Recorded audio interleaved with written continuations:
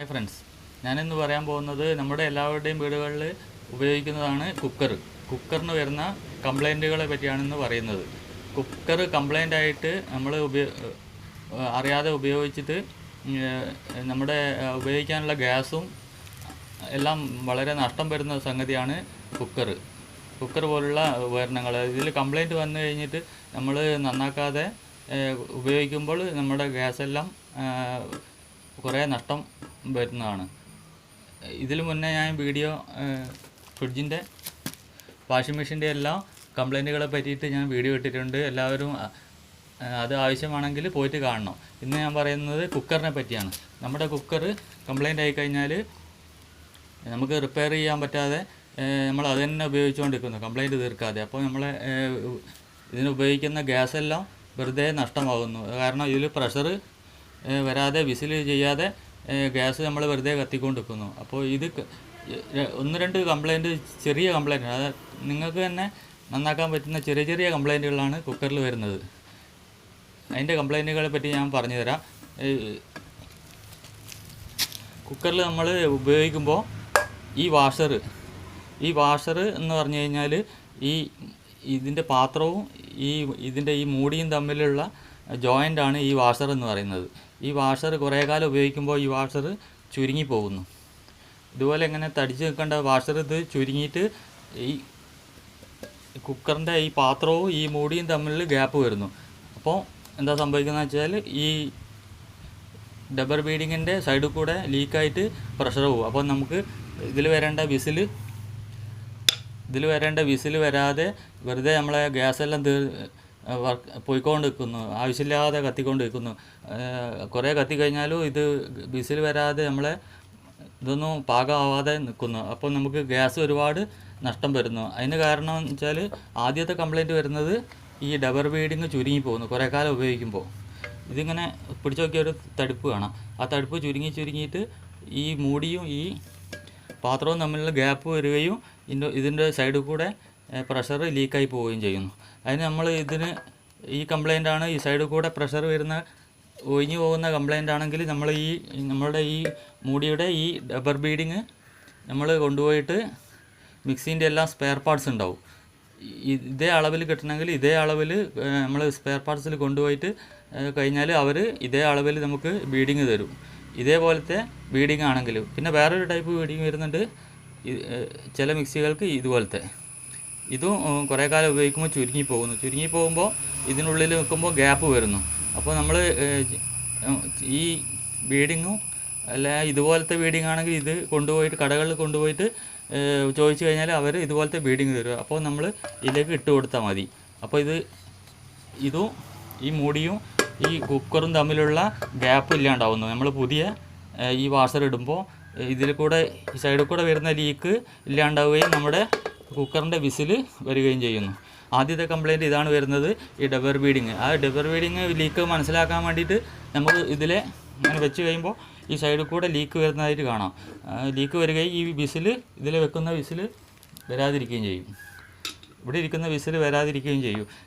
ഇതിലെ ലീക്ക് വരികയാണെങ്കിൽ നമ്മളിത് അയച്ചു കൊണ്ടുപോയിട്ട് പീടികയിൽ കൊണ്ടുപോയിട്ട് പുതിയ വാങ്ങിച്ചിട്ട് ഇതിലിട്ട് കഴിഞ്ഞാൽ ശരിക്കുള്ള പ്രഷർ വരികയും ഇതിലെ വിസിൽ വരികയും നമ്മൾ നല്ലപോലെ ആയി കിട്ടുകയും ചെയ്യും.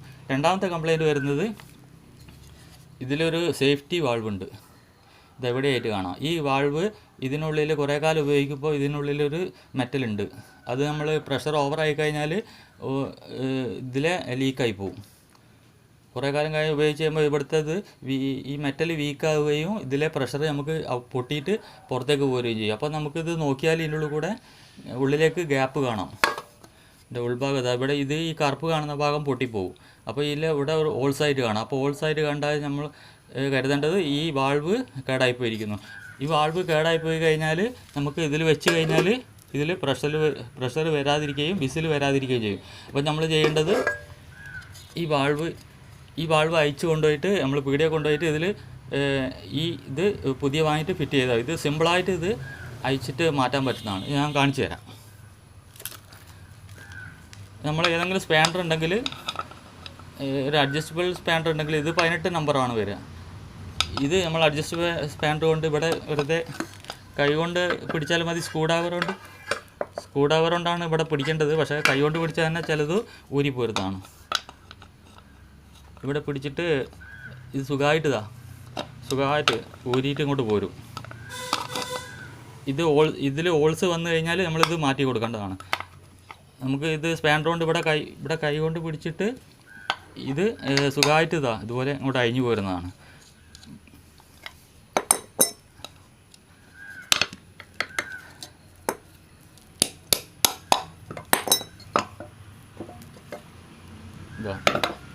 ഇതാണ് വാൾവ്.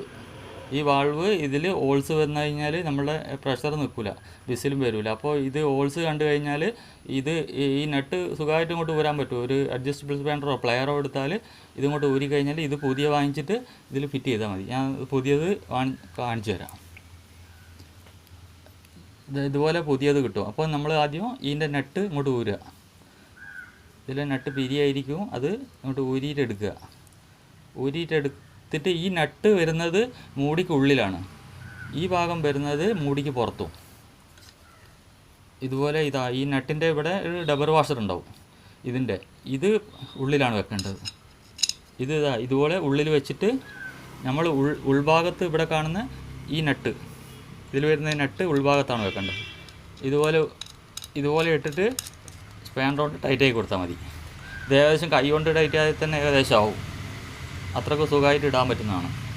പ്ലെയറോ അല്ലെങ്കിൽ ചെറിയ സ്പാൻഡറോ ഉണ്ടെങ്കിൽ നമുക്കിത് സുഖമായിട്ടൊന്ന് ടൈറ്റാക്കി കൊടുത്തിട്ട് ഉപയോഗിക്കാൻ പറ്റുന്നതാണ്. ഇത്രയും ഉണ്ടാവും. ഇതിനുള്ളിൽ ഡബർ വരുന്ന കാരണം നമുക്ക് കൈ കൊണ്ട് ടൈറ്റാക്കി തന്നെ ആവും. എന്നാലും ഒന്ന് പ്ലെയറോ എന്തെങ്കിലും സ്പാൻഡർ കൊണ്ട് ഒന്ന് ചെറുങ്ങനെ കൂടെ ടൈറ്റാക്കി കൊടുത്തിട്ട് ഇത് മാറ്റി കൊടുത്താൽ നമ്മുടെ ഇതിൽ പ്രഷർ നിൽക്കുകയും ലീക്ക് ഒഴിവാകുകയും നമ്മളെ ഈ കുക്കർ വിസിൽ വന്നിട്ട് നമ്മളെ പാകം വേഗം ആവുകയും ചെയ്യും. രണ്ടാമത്തെ കംപ്ലൈൻ്റാണ്. മൂന്നാമത്തെ കംപ്ലൈൻറ്റ് ഞാൻ പറഞ്ഞുതരാം. മൂന്നാമത്തെ കംപ്ലൈൻറ്റ് വരുന്നത് ഈ സൈഡ് ഭാഗങ്ങളിലാണ് നമ്മളെ ഈ ഡബർ ബീഡിങ് വരുന്നത്. ഈ മൂടിക്കുള്ളിൽ ഈ സൈഡ് ഭാഗങ്ങളിലാണ് നമ്മളെ ഈ ഡബർ ബീഡിങ് വരുന്നത്. ഈ സൈഡ് ഭാഗങ്ങളിൽ അഴുക്കെല്ലാം വന്ന് നിറഞ്ഞ് നമ്മളെ ചോറിൻ്റെ വറ്റോ അല്ലെങ്കിൽ വല്ല അഴുക്കോ എന്തെങ്കിലും ഇവിടെ വന്ന് നിറഞ്ഞു കഴിഞ്ഞാൽ ഈ ഡബർ ബീഡിങ് ശരിക്കും ഇങ്ങനെ വെച്ച് കഴിഞ്ഞാൽ നമ്മൾ ഈ അഴുക്ക് കാരണം ഇതിൻ്റെ സൈഡിൽ കൂടെ ലീക്കായി പോകും. അത് നമ്മൾ എപ്പോഴും ഈ സൈഡ് ഭാഗവും ഈ സൈഡ് ഭാഗവും ഈ കുക്കറിൻ്റെ ഈ സൈഡ് ഭാഗവും ഈ ഭാഗവും ഇതിൻ്റെ അടിഭാഗവും ഇവിടെ ഒന്നും അഴുക്കുണ്ടാകാൻ പാടില്ല. ഇതിന് ചുറ്റും ഈ ഡബർ മൂടി വരുന്ന ഈ ഭാഗങ്ങളിലൊന്നും അഴുക്ക് ഉണ്ടാകാൻ പാടില്ല. ഇതിൻ്റെ അടിഭാഗത്തും ഈ കാണുന്ന ഈ ഭാഗത്തും അഴുക്കുണ്ടാകാൻ പാടില്ല, ഇവിടെയും അഴുക്കുണ്ടാകാൻ പാടില്ല. നല്ല വൃത്തിയായിട്ട് കുക്കർ വെച്ച് കഴിഞ്ഞാൽ ലീക്ക് ഉണ്ടാവില്ല. ഇതിന് മൂടിക്കുള്ളിൽ വരുന്നത് ഈ ഡബറിടുന്ന ഈ ഭാഗത്തിൽ അഴുക്കുണ്ടായി കഴിഞ്ഞാൽ നമ്മളെ കുക്കർ ലീക്കായി പോകും. അപ്പോൾ നമ്മൾ ചെയ്യേണ്ടത് ഇത് കറക്റ്റായിട്ട് നല്ല ക്ലീനായിട്ട് വെക്കണം. ഈ സൈഡ് ഡബർ ബീഡിങ് വരുന്ന ഈ സൈഡും ഇതിൻ്റെ ഈ സൈഡ് ഭാഗങ്ങളും ബോർഡർ ഭാഗങ്ങളും നമ്മൾ ക്ലീനാക്കിയിട്ട് എപ്പോഴും വെക്കേണ്ടതാണ്. അല്ലെങ്കിൽ നമ്മൾ ഈ ഡബർ ബീഡിങ് ഇട്ടിട്ട് ഒരു കാര്യമില്ല, അതിൻ്റെ ഉള്ളിൽ കൂടെ ലീക്കായി പോകും. ഇതാണ് മൂന്നാമത്തെ കംപ്ലൈൻറ്റ് വരുന്നത്. അപ്പോൾ നമ്മൾ ഒന്നാമത്തെ കംപ്ലൈൻറ്റ് ഈ ഡബർ ബീഡിങ് സൈഡിൽ കൂടെ ലീക്കാണെങ്കിൽ നമ്മൾ ഈ ഡബർ ബീഡിങ് പീടിയെ കൊണ്ടുപോയി കഴിഞ്ഞാൽ മിക്സീൻ്റെ എല്ലാം സ്പെയർ പാർട്സ് വെക്കുന്ന പീടിയെ പോയി കഴിഞ്ഞാൽ ഇത് കൊണ്ടുപോയി കഴിഞ്ഞാൽ ഇതേ അളവിൽ നമുക്ക് തരും. ഇത് നേരെ ഇതിൽ ഇട്ട് കൊടുത്തിട്ട് നമുക്ക് ഉപയോഗിക്കാൻ പറ്റുന്നതാണ്. രണ്ടാമത്തെ കംപ്ലൈൻറ്റ് വരുന്നത് ഇതിൻ്റെ ഈ വാൾവ് പൊട്ടിക്കഴിഞ്ഞാൽ ഇതിൻ്റെ ഉള്ളിൽ ഹോൾസ് വേണം. ആ ഹോൾസ് വന്നു കഴിഞ്ഞാൽ ഞാൻ ഇപ്പോൾ പറഞ്ഞ മാതിരി ഇത് പുതിയ വാങ്ങിച്ചിട്ട് ഇത് പഴയത് അയച്ചിട്ട് കൊണ്ടുപോയിട്ട് കാണിച്ചു കഴിഞ്ഞാൽ അതേമാതിരത്തെ വാൾവ് വരും. മിക്സീൻ്റെ കുക്കറിൻ്റെ എല്ലാം കടകളിൽ ഈ വാൾവ് അയച്ചു കൊണ്ടുപോയി കഴിഞ്ഞാൽ ഇതുപോലത്തെ തന്നെ ഇതേ അളവിൽ തരും. അപ്പോൾ നമ്മൾ ഇത് സുഖമായിട്ട് ഈ നെട്ട് പുറത്തും മറ്റേ ഈ ഭാഗം പുറത്തും നെട്ട് ഉള്ളിലായിട്ട് ടൈറ്റാക്കി കൊടുത്താൽ നമുക്ക് ഈ വാൾവ് സുഖമായിട്ട് മാറ്റാൻ പറ്റുന്നതാണ്. ഇത് കൈ കൊണ്ട് ടൈറ്റാക്കിയാൽ തന്നെ ഏകദേശം മതിയാവും. ഇല്ലെങ്കിൽ പ്ലെയർ എടുത്തിട്ട് ഒന്ന് ഇപ്പുറത്തെ ഭാഗം പിടിച്ചിട്ട് ഇവിടെ ടൈറ്റാക്കി കൊടുക്കുക. അപ്പോൾ നമ്മുടെ കുക്കറിൻ്റെ പ്രഷർ 3 ഞാൻ പറഞ്ഞു തന്നു.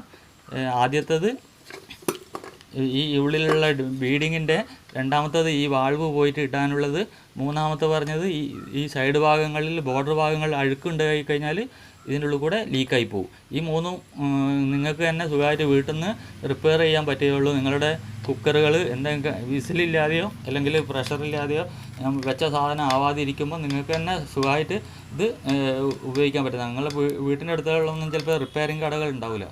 അപ്പോൾ നിങ്ങൾക്ക് തന്നെ ഇത് സുഖമായിട്ട് ഞാൻ പറഞ്ഞ 3 ഇത് കാരണം ഈ 3 കംപ്ലൈൻറ്റ് ഇതിനുണ്ടാവും.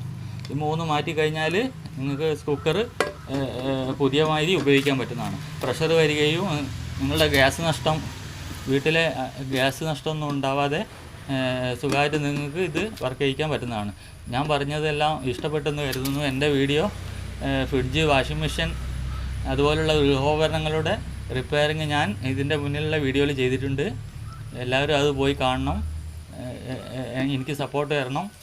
എല്ലാവരും എനിക്ക് ലൈക്കും ഷെയറും കമൻറ്റും സബ്സ്ക്രൈബും തരുമെന്ന് വിചാരിക്കുന്നു. Thanks for watching.